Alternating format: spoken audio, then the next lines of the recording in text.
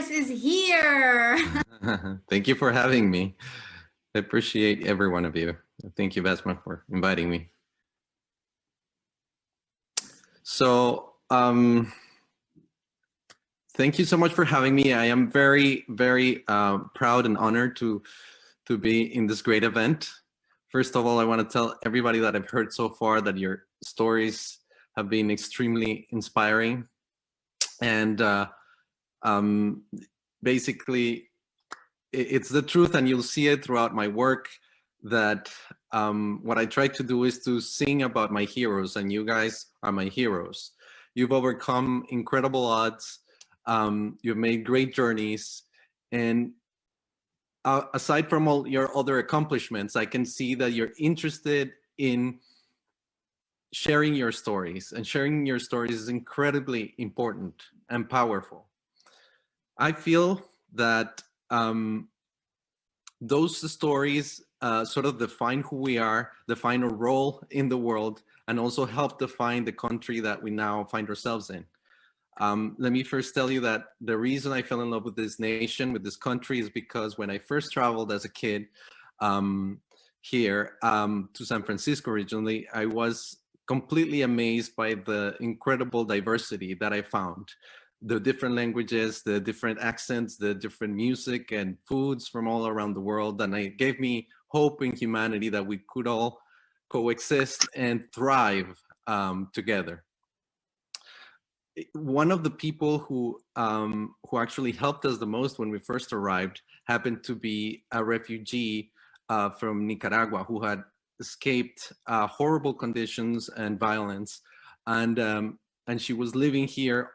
She herself was undocumented. She never sought or received asylum, but she made it, being in a very difficult situation, she helped us, and she helped everybody she could, and she inspired me to write that song that you just saw, Marching into the Light, which is one of a series of different works. This one is specifically when we were trying to seek comprehensive immigration reform, and it led me to meet many dreamers. And with those dreamers, we worked to try to achieve the DREAM Act and later DACA. And then my next song, which I hope you guys get a chance to hear, is specifically about refugees, following stories, many of them from the Middle East and surrounding areas, fleeing wars. And that came out about because I felt a lot of pain when I saw the Muslim ban here in the United States with the previous government, and I felt that we had to speak.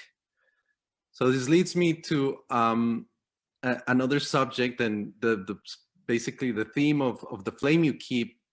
The flame to me, of course, is the torch of liberty and the Statue of Liberty and what that means, and that beautiful dream that I think is the potential for this nation. As we have seen, there are forces that still try to divide us. So I feel that it's up to all of us, and you are already doing incredible work in that field to keep us united and to keep that dream alive, to keep the flame burning, that flame of hope, that welcoming attitude that really defines, is a foundation of the United States, and it is up to us and to remember where we come from, to speak for those we've left behind, but also to speak for those who will come, who will be fleeing in the future.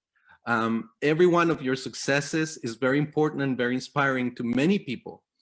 And if you can lend a hand to others, they will inspire generations to come and will become a real thread, woven throughout history of what it really means to be American and what it really means to be a human and a fellow human being on this planet and this universe.